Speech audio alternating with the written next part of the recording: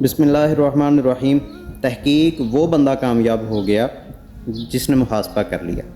یہ قرآن الکریم کی ایک ٹرم ہے کہ جس نے محاسبہ کر لیا،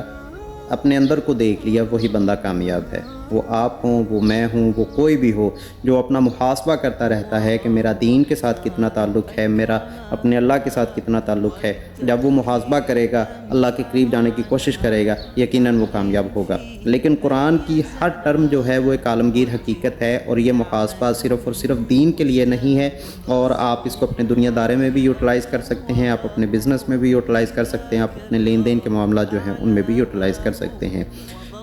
دین کے اندر تو یہ بات آ گئی کہ ہم اپنے گناہوں کے اوپر، اپنے آپ کے اوپر دیکھتے ہیں ہم گناہوں کے کتنا قریب ہیں اور نیکیوں کے کتنا قریب ہیں۔ یہی چیز دیکھنا جو ہے یہی محاسبہ ہے، اور ہم گناہوں سے بچنے کی کوشش کریں اور نیکیوں کی طرف جانے کی کوشش کریں، یہی محاسبے کا رزلٹ ہوتا ہے۔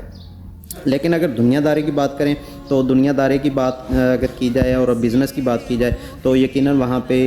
فیلیئرز اور سکسیس کا یہ کنسیپٹ ملتا ہے۔ اور اگر ہم محاسبہ کرتے رہیں کہ ہمیں فیلیئرز کیوں ہوئے،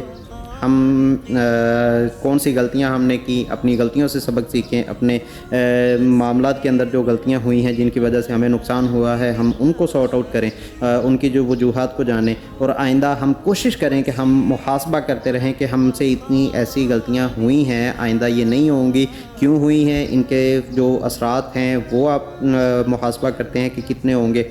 تو یقیناً آپ کے پاس سکسیس دوڑتی ہوئی چلتی آئے گی۔ آپ کے فیلیئرز جو ہیں وہ آپ کے لیے سکسیس کا ذریعہ بن جائیں گے، اور یقیناً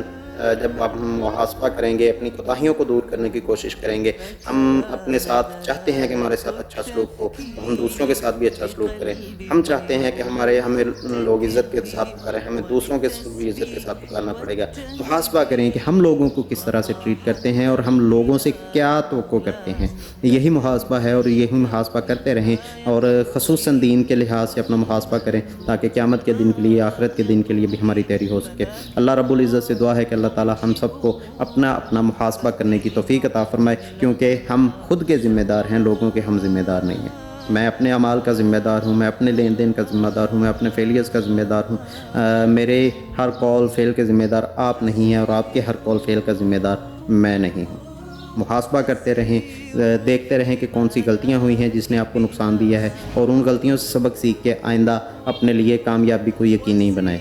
اللہ تعالی ہم سب کا حامی و ناصر ہو۔ السلام علیکم۔